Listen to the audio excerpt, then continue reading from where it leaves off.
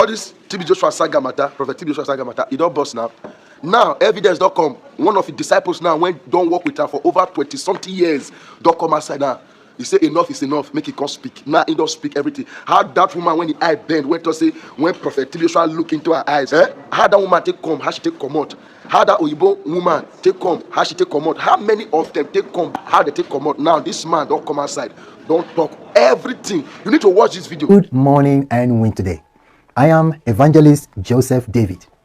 In view of the recent BBC documentary series about certain ex-disciples' allegation against Prophet TB Joshua, currently trending in the news and on social media, well, I decided to speak on this matter because I have the moral obligation to do so as a devotee who served under the prophet till his last moment, and privileged to be made a trustee of the SCOAN ministries, and also being the face behind Emmanuel TV commentaries since its inception.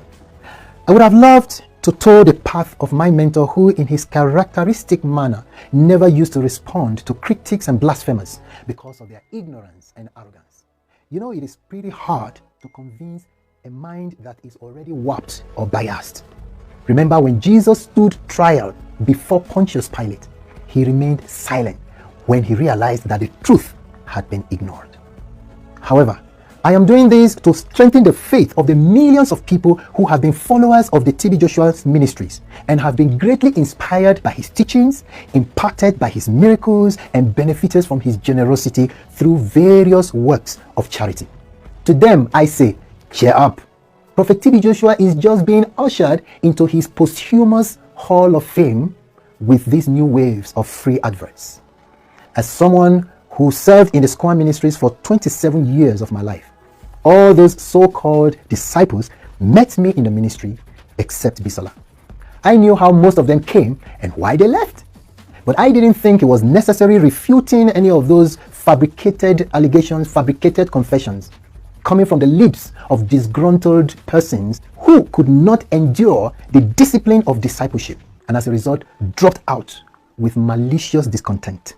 And now it's time to make a career from tarnishing the reputation of the same man you once called daddy and enjoyed his fatherly love and care for so many years. What a shame.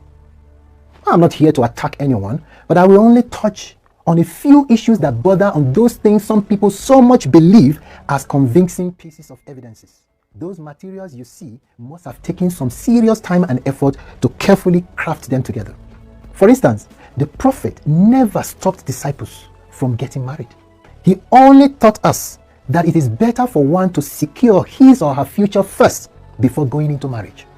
He said, since marriage is both a commitment and a responsibility, if you are still in the pursuit of your career and at the same time thinking about marriage, it becomes an unnecessary liability. That is it. As he said, how can I be backing you and you are backing someone else? And for goodness sake, how do you think a leader who is married and have children will stop his followers from doing the same? So firstly, the lady Angelique had left the ministry way back to her country because she wanted to get married to a fellow disciple, but the prophet advised her based on what I've just said. But she disagreed and left.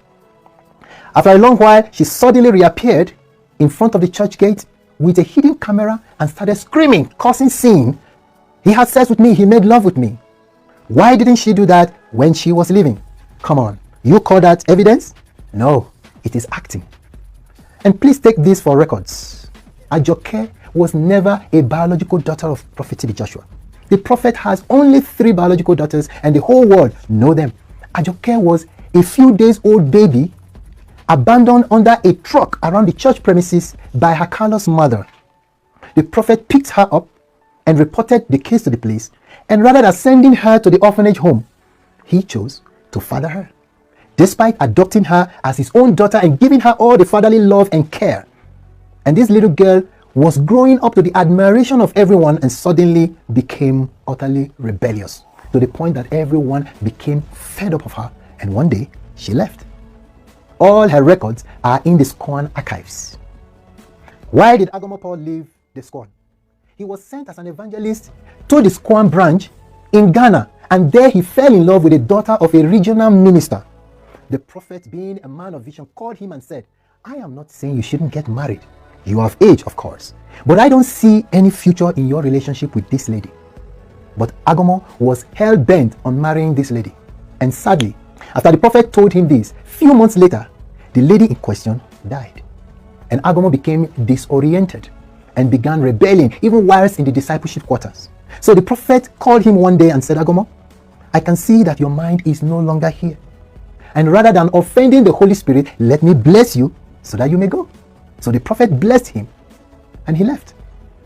Rachel had the spirit of woman, as we call it in the Quran, and as she rightly confessed, the prophet sent her back home to her country UK several times, and still years after, she refused to be delivered. So she left. Bisola was continuously rebellious, and the prophet sent her home one day to call her mother. When the mother came, she thanked the prophet so much for being able to harbor her daughter all these years, despite her unbearable character. Then she told the prophet in the presence of Bisola, Man of God, I know you are a true prophet of God, but Bisola is my daughter, and I know her very well. I don't think you are able to tame her. The rest stories about Bisola, how she came to this Quran, and what problem brought her, are all packaged in the video posted by the church when she and Agomo Paul first embarked on their campaign of calumny against TB Joshua, tagged Deception of the Age.